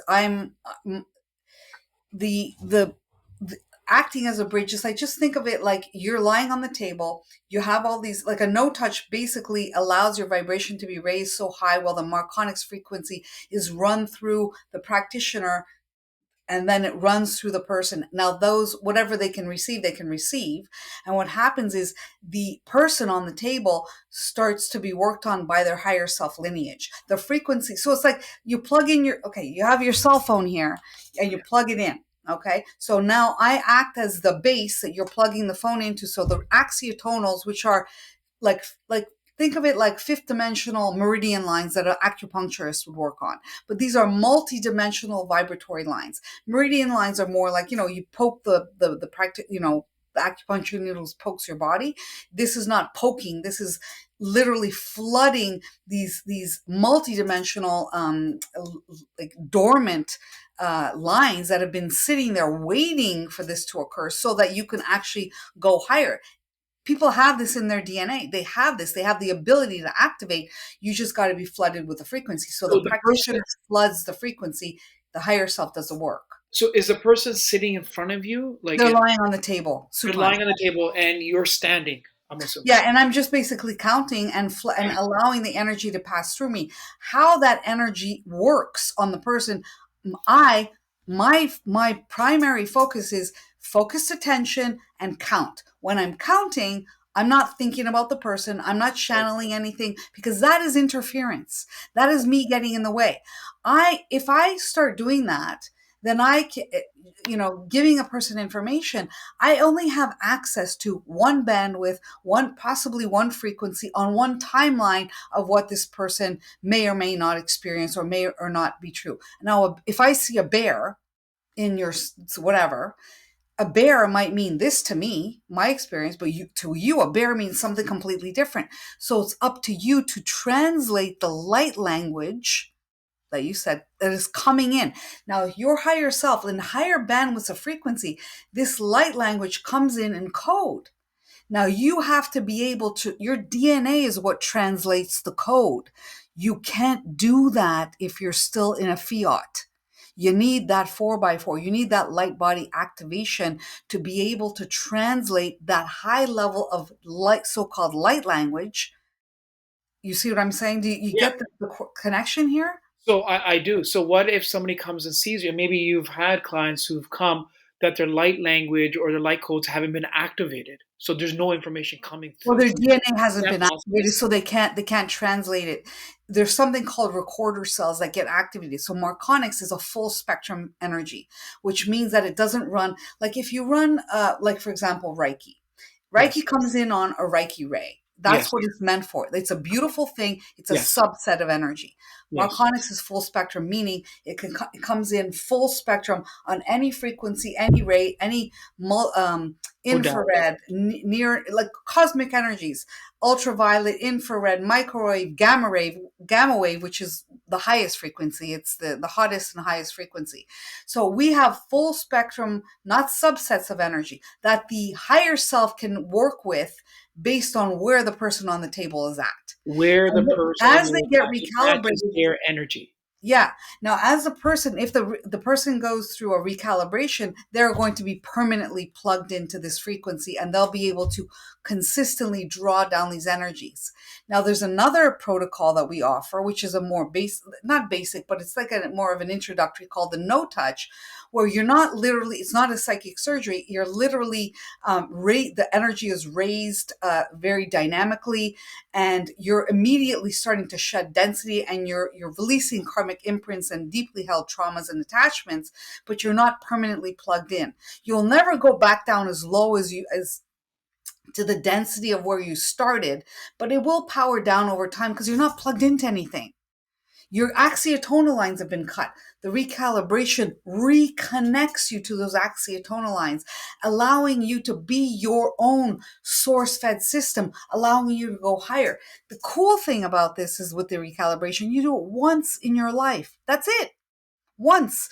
Because it's a living modality, meaning that it's like the gift that keeps on giving. It keeps on activating, it keeps on growing as you do your work. So Banu, if you decide I'm going to take a level 1 class, I'm going to learn something, and now you have got some information that your higher self can go, okay, he understands this, we're going to flood him with this so-called codes or light language. Now your recorder cells in your DNA are more activated, so now you're reading something that you read maybe 6 months ago and you were going, I don't understand what the heck this is, but now you understand it. Why? Boom, because you've just activated your DNA. Did I do that for you? I did not. I'm standing there as a conduit because this energy is moving through me, and I'm standing there as facilitating this energy so that you can do what you need to do. So what I love about this is that you are becoming soul sovereign. So I am doing everything that I can in my sessions, in my classes, to impart to people discernment. And the number one thing is to trust your inner voice and to empower yourself to know what you know. And the only way you're going to do that is if you can reconnect. The only way you can reconnect truly is you got to be in an open source fed system. You got to get out of this phase locking, uncap those chakras. And as far as we know, there's no other modality doing that. They're doing other cool things, but they're not doing that. With those chakra caps in place, you're not going anywhere. You're not connected to anything. I'm sorry, it's not happening. That's my interesting point of view on that. Now, when those caps are off, it determines how far you're going to be able to go with that, where you want to go with that. And that's up to you. You can go super far. You could say, I'm good here. How This far is have your you gone? journey. How far Sorry? have you gone, Melinda? Well, I mean, I can't even explain how far I've gone. I don't do things in this reality anymore the way I used to, and my world is very, very different. So it's a very interesting place. Even meditation has very different. So I basically close my eyes and I something occurs which is called translocation, which is basically Mm. consciousness moves forward into this future place, and I have these experiences while I'm fully conscious and present. That's a very cool thing, and I don't really want to undo that. I want to keep going, but I'm an explorer. I'm a pioneer. I like moving forward. I like exploring. I like going where no one has gone before. Not everybody wants that, and that's okay. But some people really do want it. And I'm not saying it's impossible to achieve. I don't know what's possible or not. Who am I to tell you that? But what I do know is if you're not reconnected, if you don't have this a different if you're not functioning from base 12, you're functioning from base 10 math, you're Yeah, not going anywhere. that's We're true. talking about quantum physics here. We are. And in the classes that we teach, it is there you will see very precisely, very, very clearly, this makes a whole lot of sense. Oh my God, this makes a lot of sense because it's quantifiable. It's not just somebody channeled some information blindly and said, it is so because I have spoken. No, it is not so because I have spoken. It is so because it is quantifiable. It is demonstrated. It is you can see the shifts and the changes, not in one person, but in everyone. And everyone's experience is different because You everyone talked about has a different, everyone's different. Go they ahead. are different. We come Yeah. with our own. I don't want to say baggage, our own Yeah. spiritual. I don't know what's the word I'm looking for, but you know what I mean. Yeah. Can is there a story of somebody or a group of people who may have or who have come to you and it just changed them? Is there Well, anything that everybody. stands out from you that our listeners can sort of connect to as a story? Because everyone loves Yeah, stories. there's one really interesting. Some people, it's so funny because as you start to ascension is basically you're integrating versions of you. You are the boots on the ground here. You're the anchor. We're in 3D. Like it doesn't get lower than that. Pretty much, we're in 3D. We are the boots on the ground. So it's up to us to literally ascend, and as we do that, we are bringing into alignment the versions of us in higher dimensional bandwidths that have been waiting eons of time for us to do this. They're clapping, going, oh my God, it took you long enough. Finally, And you are like literally climbing up this Jacob's ladder style of ascension as your DNA is activating and you're connecting. Now, not every single version of you up there in other dimensions wants this. Just like versions of you in the past, You may have been Bonnie and Clyde, or may have been Attila the Hun. That dude is not interested in ascension. However, the Mother Teresa of you is interested in ascension. Okay, so that's the thing. So as these versions of you come into alignment, you start to recognize that you've got gifts and talents and abilities that come online, and you're able to do things that you haven't been able to do before. It was so funny. One person, as she was, many people experience like this beautiful moving forward, and all of these, we used to have 36 senses fully activated, and you can't even explain what those are. 36? Really? 36. Yeah, well, yeah, and it's crazy.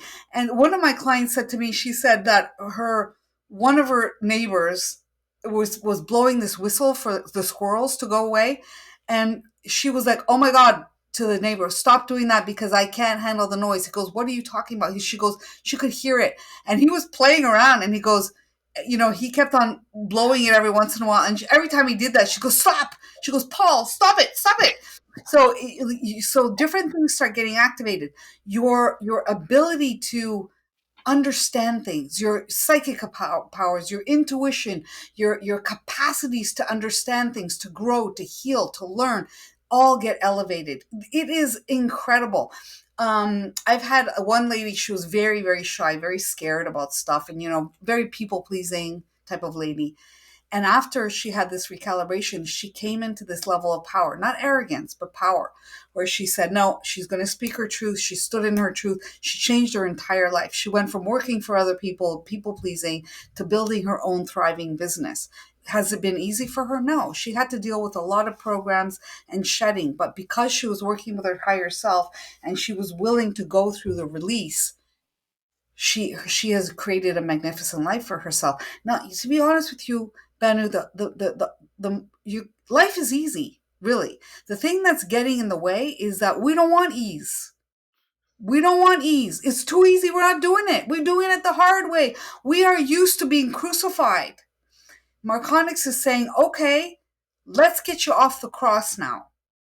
Let's get you off that cross and let's get you co-creating with your higher self at source. How about that? How about them apples? You know what Everyone I'm would saying? benefit from that. I'm sorry? Everyone. Yeah, everyone would Yes. benefit from connecting with their higher self. Yeah, your higher self at source, not a version of you in the 7D or 8D. You keep going higher until you connect with a version outside of this frozen matrix in another universal system outside of this, what we call a universal time matrix, and you connect with that version of you who's reaching across time and space to guide you. So think of it this way: the 30-year-old version of you going to the 5-year-old version of you saying, my baby, my love, Right. I'm so sorry that no one ever told you how this universe works. And I understand it now. So I'm going to hold you in my arms. I'm going to love you. And I'm going to tell you what I know now so that you can understand what I didn't understand. That's how you would talk to the 5-year-old you, and only the way that you know how to do. And that's what we're fostering, those connections. There is nothing more exquisite than having that connection. Do you know what it's like to live with no need? Whew. It is extraordinary. With no fear. Like imagine waking up and not even thinking about, even wealthy people think about money. Like, That's oh wow, right. we gotta keep it. I gotta my investments, what's happening. Imagine not even having that worry, just functioning. Wow, how much more can we create today? What else are the infinite possibilities? What else can we do? Now, if I could leave the people listening with something, what I would say is, I'm not saying that we have to stop speaking, but what I would say in this particular moment is there's a way to break out of this endless looping frequencies that are keeping people stuck on this treadmill of never being able to rise up to where they know it's possible for them to go, where they know that there has to be a better way to live beyond this escalating havoc. Just turn on your TV that has so many people living so constantly in some form of fight or flight it's not even noticeable anymore because it's so constant, this anxiety that doesn't go away. These Marconics protocols strip away the bonds that bind us to these limitations that our egos have determined, well, this is the way it is. This is an illusion. Unraveling that illusion so that you can live in a way that is really true for you is possible, but it's truly a choice. It's a choice that you have, and every choice you make leads to a greater possibility. And you can either keep yourself in limitation or you can create. And even in the movie The Matrix, they talk about, when Neo says, when the guy goes to Neo, why did you do this? And he says, choice, choice.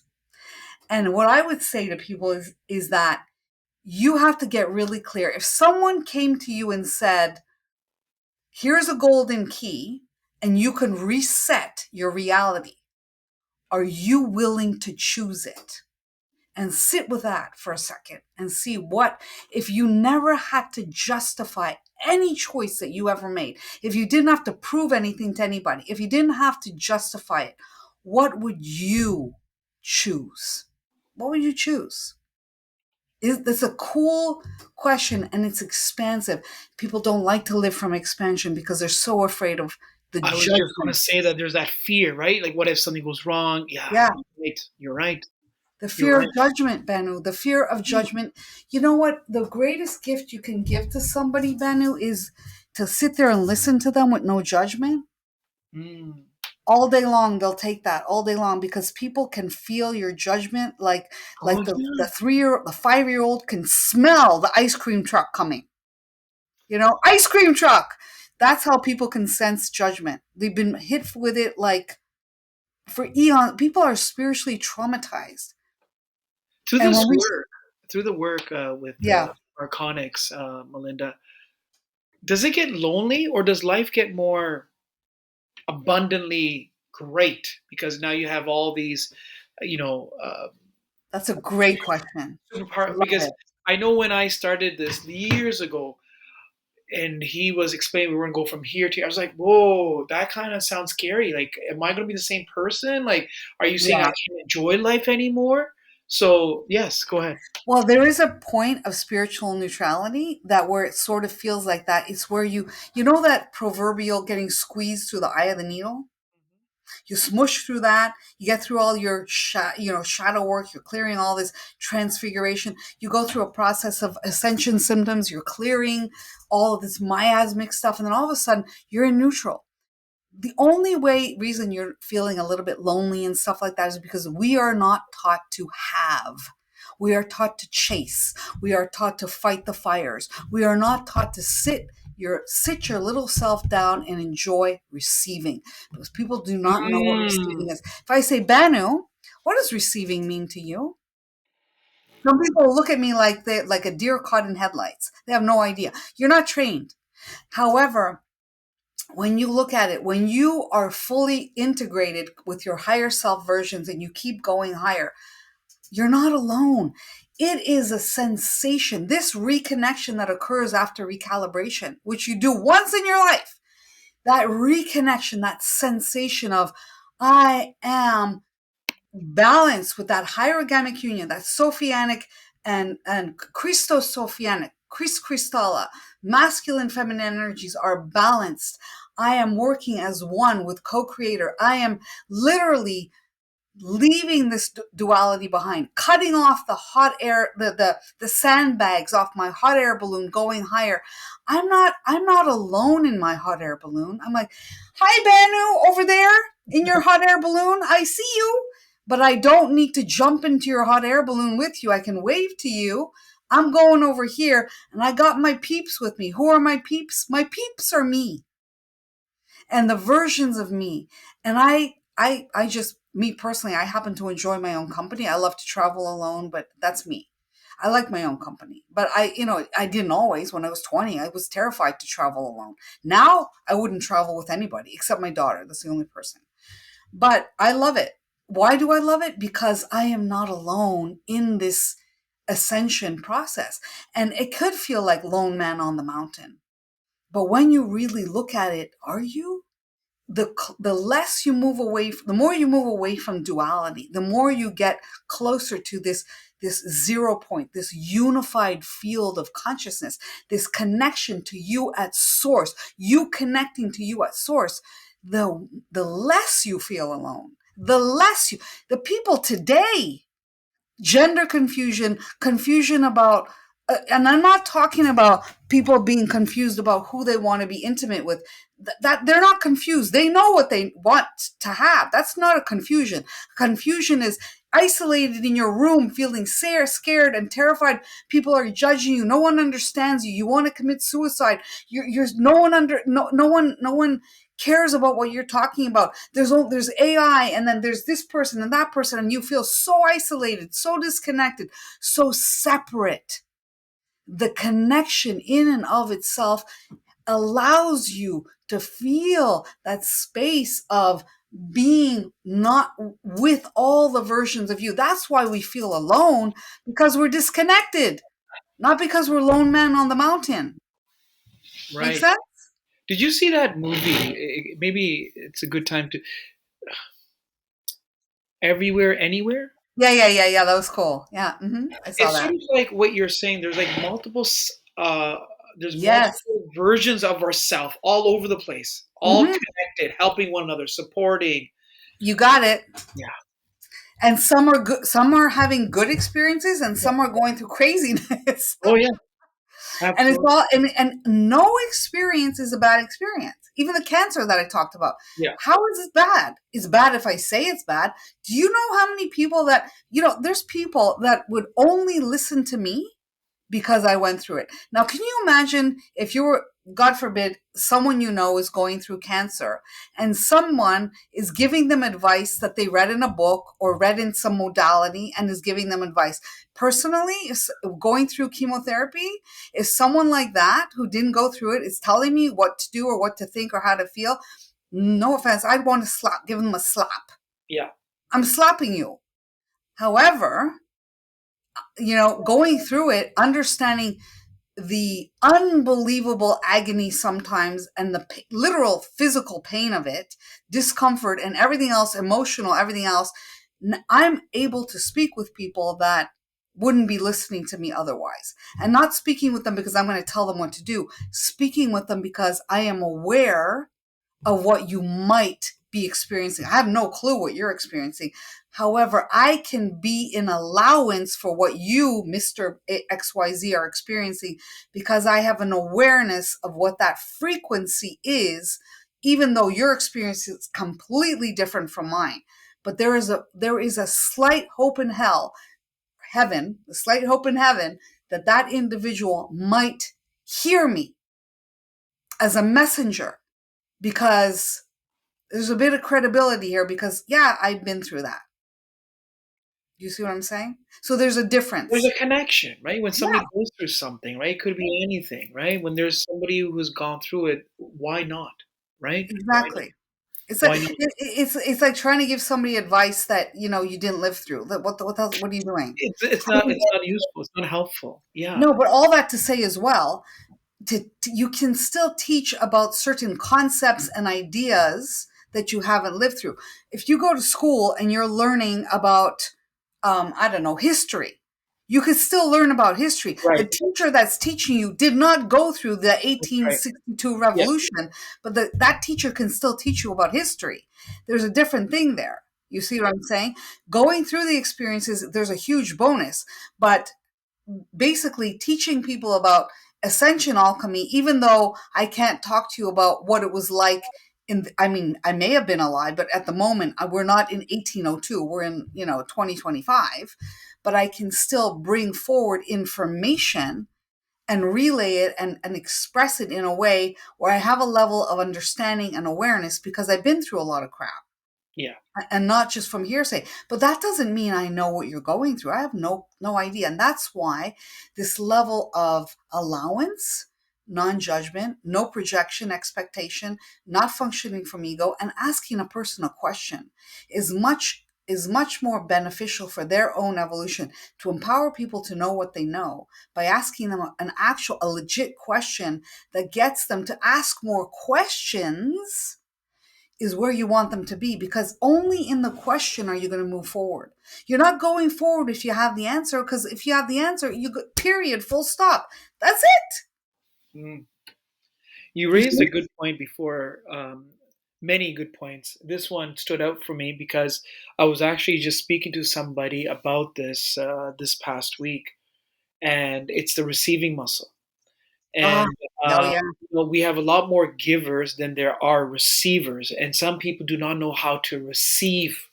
When somebody receives a gift, it's like, oh, I have to give you something. And I was Exactly. telling this person, she has her own business, and she goes, Banu, I'm not a good receiver. She goes, I have to give. If somebody gives me something, I have to give them something, right? I go, well, you need to work on your receiving muscles as well too. So this goes with what you were saying when I asked you about, does it get lonely when you're on this path? And you're like, no, when you are there and you're receiving, it's never lonely. No. So this receiving gift, it's I find it even for me. Years ago, I was a waiter at a banquet hall, and then the guest would tip me, and I was like, "Oh no, it's okay. I don't need it," because I felt that I didn't have enough value in receiving. It took me a lot of time to open up those receiving channels. Now I say, "Hey, universe, whenever you're ready, bring it down." But once upon a time, it was very challenging. Where it is now for this lady who has her own business as well too. Can you talk about this receiving Well, muscle? yeah, it's a construct, right? It's a whole, and it's also a program, and it's also an ego based problem, because here we don't people don't have money problems in this reality. They have receiving problems, and the thing is that, okay, so what you're doing is you're not being kind to the person who wants to give. So this person giving is going, oh, imagine a 5-year old, Banu, I don't have any money. I'm poor as dirt. And I made this picture for you out of macaroni and shoelaces and this one very special Smarty. little, this one, yeah, a Smartie that I've been saving. And I love you so much because you're so awesome. I want to give you this Smartie. 5 years old child. Okay. Innocent, pure, heart open, full. I'm going to give Banu this beautiful Smartie. That means everything to me. And I'm so excited to give to him. And you're like, no, no, no, I can't take it. That baby's crushed. Well, what the heck is that? So you have to be aware of, what does receiving mean to me? What have I decided it is? And what do I love about keeping myself in a space of non-receiving? You can trace it back to this thing of hero, this I'm a hero, martyr, this big martyr thing. That's a whole other program in and of itself. It is a program that is running as a construct in the back. And this inability to receive is because there are these programs going on. It's better to give than receive. You're not Yes. holy if you don't receive. You're not. And interestingly, it's a transaction. People function from a transactional reality. I give you something, you give me something. I have to give you something back. If I give, I was a lot, it was so crazy. Some people sometimes would say, oh, I like your skirt. And I would tell them, I would say something crazy like, "Oh, I got it for 9.99 at this store." They didn't ask me how much it cost and where I got it. The appropriate response is, "Thank you." Thank That's you. it. It's so hard for us to say thank you because we've been conditioned. Conditioned. Yeah, Yeah. it's a conditioning. So we have to ask ourselves through training, through consciousness training, what are my actual points of view? And very interestingly, a really good question is, whose point of view is this that I picked up and decided is mine? Is this actually my point of view? It's not. You picked up what someone was putting down when you were like 2 years old. That's right. Because and I was telling her, I go like, where did you pick this up from? Is it from mom and dad? I go, Yeah. you must have picked this up from somewhere. And then I go, okay, I'm gonna send you some videos on how to receive. And then in that WhatsApp message, I go, are you a good receiver? And she says, no. I go, you failed test one. Like you've already failed it. No, no, you are a good receiver. And we just have to open up those channels and work, like you said, with consciousness and say, where did I pick up these ideologies from, these belief systems? And sometimes there's that fear in itself, but we have Yeah. to overcome that with love There's and a whole bunch of programs. And you know what? It's not a 5-second thing. yeah, yeah, And sometimes it opens up a whole house. Like it's a domino effect, because it's like okay, now you opened up a whole big can of worms now. That's right. And then now we're dealing with non-receiving and the martyr situation, and the obligations that you have to family, and what's going to happen if I receive, because in a past life I was burned and killed, my family was killed because I had too much, I didn't give. If I take too much, if I have to hoard it, there's a whole bunch of stuff that opens, and these are the things that you got to work through. However, with your Marconics recalibration, I mentioned 51% of that karmic stuff is removed immediately. And here's the interesting thing, you are no longer now on the karmic wheel once you have a recalibration, which means you will not accrue additional karma. You do not need to go back to old modalities and do shadow work and all this stuff. It is automatically working on you as you sleep, as you meditate, as you make higher choices. You still have to make the higher choices. You can't run around this reality robbing banks. But your higher self is going to prompt you now as you work in co creation. You're going to get this information. You're going to be able to practice your receiving, and you're going to come face to face with some crazy stuff. But you do not have to do like 6,000,000 effort of journaling Right. or shadow work. It's old paradigm. If you like to journal, go ahead. If you want to meditate, go ahead. But it's going to be facilitated much more easily because you're now in an open source fed system connected to versions of yourself. Imagine higher versions of you that know stuff about receiving that you at 3D have no clue. No So clue. what happens when you reconnect those through the chakra systems, and you're reconnecting to those versions of you? What happens? You start to draw down those higher frequencies and assimilate, and so now your receiving starts to activate higher and higher. That's Does the this? beauty of it.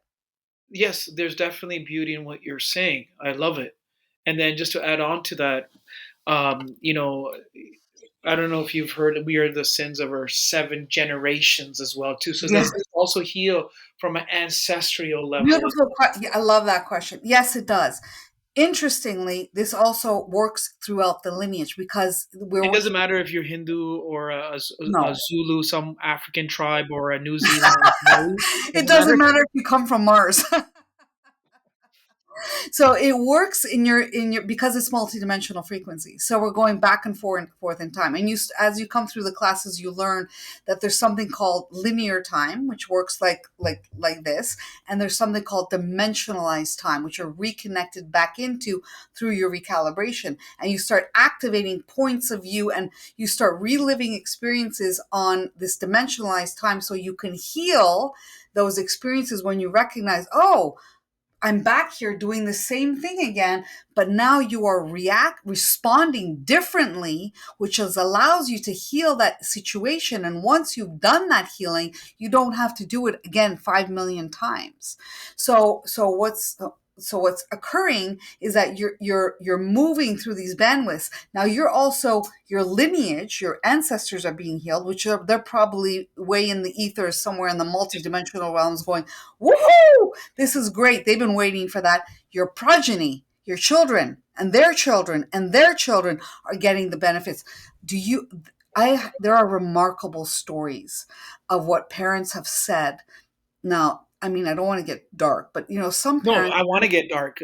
Well, Please. some parents have, experienced things like, their Black children. magic.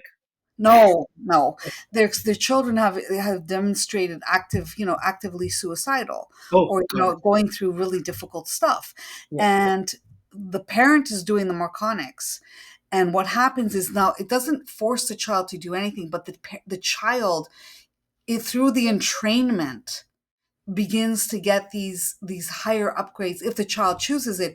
Now if the child is a bit older and doesn't want it, now of course the child has free will. They can say, no, I don't want that, but it's all based on contract. But I have seen, now if you have the wherewithal to follow the energy and what's true for you, there's a story. This one beautiful friend of mine, her child, which is a full grown adult, had severe addictions, suicidal stuff, very hard stuff. The mother had the awareness that it is not sanctioned for her to connect with her child at this point. So she had to step back, which a lot, not, can you imagine how hard that would have been? There was one point where she did not even know if her child was alive or dead. Her child meaning the grown adult. Yes. This kid was like 30. She didn't know, and it wasn't saying, and she stood steadfast. And no, my higher self is saying, don't connect. She listened. This allowed, see, we don't know what we don't know. This allowed this her child to negotiate with her higher self somehow through the provision of how this is all being orchestrated by the higher selves in this higher realm. She trusted her higher self. That child renegotiated her contracts, or had an ability to be in that space. The mother was space. The mother was allowance. And in her space and allowance, the child somehow, these connections were made and the child came back, and then the mother got the hit to, okay, I can say this, I can say that, I can do this, I can do that, just the right moment, just the right words, which activated the child, assisted the child started to listen.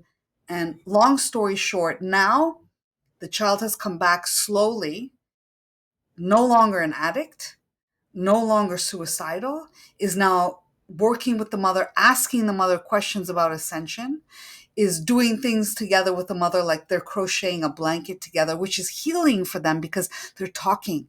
This is unfathomable compared to what was happening before. This, in my opinion, would not have occurred without that recalibration, because it does not allow for that space to open up. However, the work of the mother was to step back, not let her ego take charge. Her test was, can she stay out of it and trust the promptings of her higher self, to allow the higher self of that kid to do what it needs to do, and not come from an egoic place saying, I need to step in, I need to do this, I need to do that. For a mother, I'm a mother. For a mother, that is really, really hard to do. She did it, and the result was beyond anything anyone could have ever expected. And I've heard stuff like that, not just from one person, but from multiple people. Now, So it just doesn't. one family member who does take Marconics, it can have a rippling effect. That's what I'm Oh hearing. my goodness. Not only with friends and your situations, but No. also going Yeah. back through your ancestral line and Yes. then going forward as well too, because you're upgrading everything. Listen, Banu, if you are when you are recalibrated, not only are you doing that, you are like those salt lamps. They're like negative ionic generators. You become that for the earth. You're healing the planet as you walk, because the vibration, the full spectrum frequency of Marconics, which is a higher vibrational frequency, because you're claiming to want to go beyond 5D. Because now you have the light body configuration to be able to do that if you choose it. You become this negative ionic generator moving through space. You affect everything. You talk to a cashier at the Fortinos, you're affecting her. She can receive that vibration or not. It's her choice. That's But you will, just the mere standing in their presence, help them raise their vibration if they choose to pick up what you're putting down. how You see does what I'm how does one who goes through this process and allows the frequencies to come through, and they're at a complete different level, fifth, sixth, they're this healing light body, don't they then deplete their own energy? Like, how do they protect I themselves? love that question. Beautiful. No, because what we're doing when we're reconnecting the axiotonal lines is you're moving from a closed system, which is where you feel the effects of, those energy vampires. Yes. And then you're exhausted and you want to just pass out because you can't, because you're in a closed system. In a closed phase locked system, what happens is you're recycling your own energy. Eventually, we human beings will not even have enough energy to be able to reincarnate into a body. That's why, in my opinion, it is vital. I would recalibrate every single person on the planet. It is vital to reconnect, because once you do that and reconnect those axiotonal lines and open yourself from a closed system to an open source fed system, you're constantly allowing that source energy to flood. I'm not saying you are disconnected from God's source energy. That's not possible. That's You're right. disconnected from you at source, which means that now you are open to a system that is constantly feeding you. So, yes, you can be in the presence of someone who's an energy vampire and it's not going to feel good, but that's where your higher self at source is going to say, don't do it, Banu. Sorry, Banu. Banu. Am I saying your name On. properly? Banu. Don't do it, Banu. Don't sit here and talk to this person for too long. Now you can choose to do that or not. You Right. might feel the negative effect of that, but you have a choice and you can recover, although it might not be ideal for you. If you know being in the presence of XYZ person is going to create distortion in your field, you're going to have to make a choice. And sometimes those people just fall away naturally, or you're like, you know what, dude, I'm done with listening to you complain about this because you're not doing anything to change it. You're bringing me down. You might not want to say that, Yeah. but this is not working for me anymore. And you will have the articulation, the grace, the kindness, and the egoless way of saying that. So you're not coming from a place of ego. You're coming from a place of, this is what my soul needs to speak to your soul because I'm not having this anymore. And this might be a test for you to say, you know what? I am standing in my integrity. That's another thing with the recalibration. You find that you are living more from your own integrity, meaning if I don't want to go to another barbecue with making a crab salad, talking about nothing for 2.5 hours and coming home, I just want to go, I can't take this anymore and say, you know what? I love you guys, but I'm sorry I can't go to your barbecue. Why? I don't want to. I'm just not feeling it. Well, oh, that's terrible. Well, I'm sorry you feel that way. I'm okay with that. Let them have their reaction. But and you might not want to say that. You might want to say, well, I'm just not feeling up to it today. But standing in your own integrity, let someone, if they want to be upset, that's okay. We don't have to get angry with them. But being in your integrity means you don't choose what's good for them because they need you to diminish yourself to be where they need you to be for them. You're saying, I respect and honor where you are. Now you can come up to this space and train to this vibration, or I got to say no to the crab dip and barbecue tonight. I don't know if anybody's asked you this, Melinda. You know, when you get into this world of healing and spirituality and oneness, call it whatever you want. There's also dark forces as well too Yeah, that are there present, are. right? Up, down, left, right, boy, girl, good, evil. It's all there. Yeah. So it's a two-part question. One is, have you encountered any of these dark forces, evil energies? And then follow up on that is that I've had guests on who, I don't know if you've heard of the word black magic. People things on people, and now they've been affected. Does this process, Marconics, support that as well? Yeah, Marconics does support that because once you rise above the fear frequencies and all of these lower densities called reversal currents, you're beyond the scope of the grasp of those energies. So first of all, moving beyond the fear frequencies, beyond these controller energies, there are many imposter spirits and imposter energies that are functioning in this lower. Remember we talked about that fourth dimensional corridor? Well, in the middle, the people that are stuck sort of in the middle can be pulled into what's called the phantom matrix. In this phantom matrix, there are a bunch of avaricious ETs and energies that are looking for hosts to jump into, to evacuate out of, to climb out, whatever their point of view is. And there's a lot of those frequencies, there. When you start to elevate your vibration and you go above to a certain space, a certain level, and you start to activate at a certain level, you move beyond the frequencies where these energies can pull you into. These energies can't go that high. They need to pull. Anything like that has to pull you down. Now, you could be super high vibe, but the second they find your weakness, and you see this a lot in very sneaky ways, spiritual ego. Mm. Spiritual ego. Oh, yeah, Jesus sitting on my shoulder. He's talking in my ear. Maybe not so much. Spiritual ego. Well, what is your weakness? You got to know what your weakness is. Now, there are darker things like demons, entities, fallen angelics, really hardcore stuff.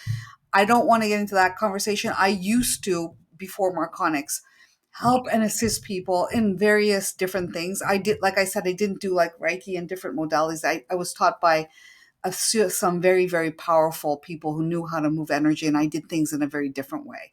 And I had a lot of very, very amazing experiences that I wouldn't trade, but I understand what it is to move those kinds of energies out of bodies and out of homes and so on and so forth. I don't do that anymore because that's not part of what I'm doing. I'm seeking people who are looking for higher ascension. That's what I'm looking for because I want to go higher. And so if I continue to do that, it's like I'd be playing the tuba, expecting people who want to hear the flute to show up.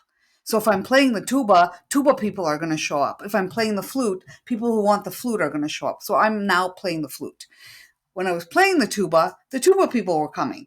And so it's an interesting thing. It is a thing.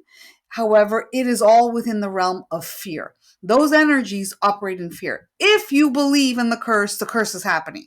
If you do not believe in the curse, it's not happening. Now, people who are cursed, and I have a lot of clients that are well versed in cultures that are very, very wise and understanding through centuries of understanding how this black magic, white magic, all these different magics, voodoo, all Yeah. that interesting stuff works. All that to say, yeah, it's a thing. Of course, it's a thing. However, you can rise above the thing. And in my point of view, when you get that recalibration, you are committed to moving higher, and you don't linger, and you are the master of your domain, which is your consciousness. Those controller energies do not understand what's called the God core principle, the God core cell, which is that energy of simultaneous flow, instantaneous moment of now. They don't know what to do with that. You know, Eckhart Tolle talks about that, the simultaneous moment of now, that the power of now. They don't know what to do with that frequency. Why? Because it is anything can occur. It is you connecting to God's source energy. They don't know what to do with it. And so once you reach that 0 point, once you reach that space of connection, communion, that assimilation of higher versions of you, and you're going to the higher bandwidths of frequency that are not possible with a lower light body configuration, that you need to remove those chakra caps, you need to realign, you need to reconnect the axiotonal alignments, you need to transfigure and transmute all those lower fear vibrational energies and programs. Once you're on your way to doing that, all those voodoos and black magics, they don't have a thing on you unless you allow it. No, that's true. No, it's it's interesting that you said that because even I had another guest say the same thing. It's all fear based. As you rise in your consciousness, Yeah. there's no way they can trap onto you because you're But they, continuing. they can grab your ankles and pull you down if you let them. That's right. They have to, but you have to be aware where what your weaknesses are. And you can't fool yourself. You got to be brutally honest with yourself. Yeah. What are my weaknesses? There, a good question to ask is, what are the frequencies and energies that I am hiding behind myself? Mm. What am I hiding from myself that I would, if I would cease to hide it, would allow me to be the infinite being of power and potency and empowerment and lightness that I truly be? Yeah. That's a real question. No, it is. It is. The last topic I want to talk about is. Oh, is there more? We keep going. Oh no, absolutely. We can be here for a couple of hours. We've already Oh, been here. I don't know. Yeah. Okay, cool, This is the awesome. last area of interest. People talk about uh, spirituality and then there's sexuality as well too. Our life force energy is that sexual energy. Some people even say that's part of our spiritual energy as It's well. creation energy. It's Yes. the creation energy. So I just wanted to know if you had any thoughts around that. Well, again, I'll bring it back to the hierogamic union. Those energetic frequencies are hijacked in the lower realms in what's called reversal currents, and then that's where people get this confusion where they there are these victimizer programs running, where there are these things that cause harm that block the rise of kundalini forces, that block the masculine and feminine energies from balancing themselves. So there are definitely energetic frequencies that are trying to stop that. Like I said, that hierogamic union is much more complex than I'm able to share at this moment, because it wouldn't make sense talking about those energies, which are discussed in the higher, like level 2 classes of Marconics, saying in a very succinct, clear way. But those energies are very, very important, because let's put it this way: we have been spiritually traumatized. There is no reality where we haven't had a lifetime where we were not sexually abused, where we were, or where we were the abuser, and where we haven't been traumatized by this. And that's why that sacral chakra and root chakra are, I have never encountered anyone who has, free and clear of any problems there. There's a lot of problems going on there. So all that to say, once you recalibrate these chakras, a lot of, like, 51% of that heaviness, that density goes.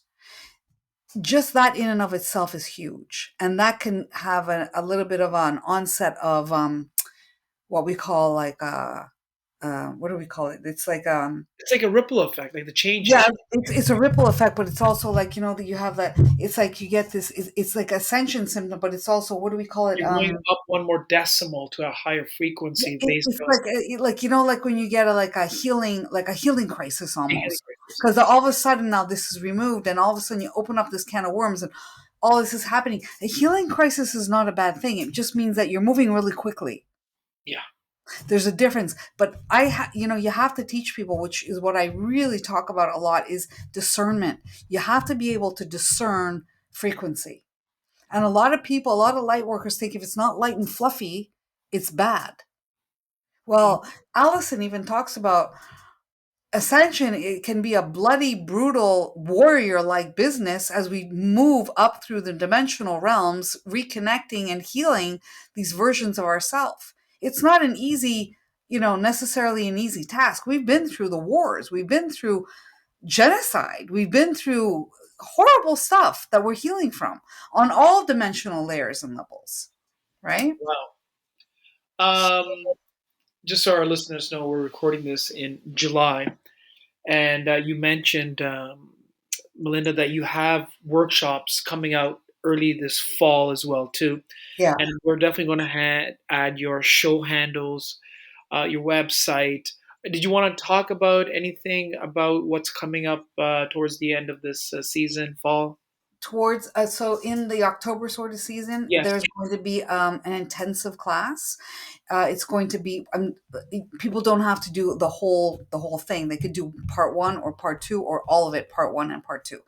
In October 8 and 9 is part one, like a class where we talk about this ascension alchemy and a lot of amazing, powerful information. The DNA is being shed. It's a whole other level of. It's not just a class. Incredible things occur during that class, and a lot of clearing happens during that class. And then right after that, so October 8 and 9 is level 1, and then 10, 11, 12 is level 2. And then the person can go on to some other things after that. But that's going to be happening in October, which is really exciting and wonderful. And there are always free lectures that are occurring. So they can, if they want, email me directly at melinda@marconics.com to find out about when the upcoming lectures are. These lectures occur typically in Burlington, Ontario, or Grimsby, Ontario. There's also an initiate teacher that does lectures and classes, level 1 classes only, in Alberta, Calgary, Vancouver, and if you're an American, in Washington State. So she takes care of that. I will travel. I've traveled to the Yukon. I've traveled to BC to do level 2 classes. I will also travel to do lectures for people. That's not like, if we have a group of, let's say, 3 or 4 friends in, I don't know, Muskoka, that don't feel like driving to Burlington, I will go there and deliver the lecture to them. They just have to email me, Melinda@marconics.com, and I'm happy to do that, because my mission, my what I've devoted my life to is assisting people through higher ascension. And there's nothing I love more to do. I would, if I had $1 million in the bank, I would be doing this for free. So this is just a beautiful thing, in my opinion. I think everybody needs it. Whether you just have a recalibration or come to class and really start to educate yourself and understand where you want to go in this reality. Do you want to take the red pill or the blue pill? What would you like to create as your universe? Are you willing to choose something greater? There you go. And the website they can go to is marconics.com. And then they can see a whole bunch of different classes happening and different things happening. But again, they could email me, Melinda at marconics.com, to just see where the free lectures are. And during the free lecture, they can get a sample of those the frequencies, because we always do free samples at the lectures so that people can discern for themselves. This is the thing, to discern for yourself if this speaks to you. If it does, great. If it doesn't, all right, God bless. Have a great time, enjoy your life. It's not about forcing, it's about choice. No, I like that. No, definitely. Melinda, we can be here for another couple of hours, talking and talking. And, you shared so much information. And whoever is going to listen to this is exactly what they need to hear. But Yeah. thanks for the work that you do, the mission, and just being an advocate for growth, expansion, sovereignty. I think it's important.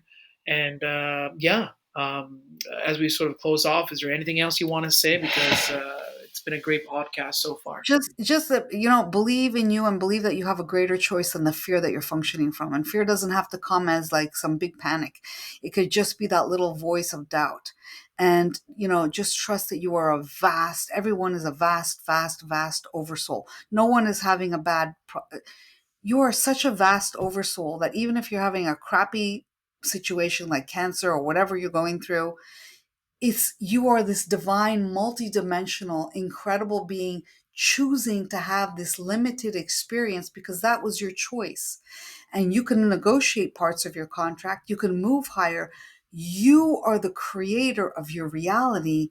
You have to be willing to choose. You have to be willing to ask a question, and you have to be willing to say, yes, I'm okay with moving higher if that is what you want. And if you don't, it's not wrong.